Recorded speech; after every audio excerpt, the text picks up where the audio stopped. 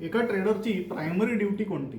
लोकांचा असा गैरसमज असतो की ट्रेडरचं काम म्हणजे अनालिसिस करणं आणि ट्रेड्स घेणं. तर फक्त एवढंच नाहीये. आधी प्रायमरी ड्युटी म्हणजे काय हे आपण समजून घेऊ. उदाहरणार्थ, एक सॉफ्टवेअर प्रोग्रामर जर का धरला आपण, तर त्याची प्रायमरी ड्युटी म्हणजे प्रोग्रामिंग करणे, इंटरव्ह्यूज घेणे किंवा एखाद्या येणाऱ्या नवीन प्रोजेक्टचं एस्टिमेशन करणे वगैरे, या सगळ्या झाल्या त्याच्या सेकंडरी ड्युटीज.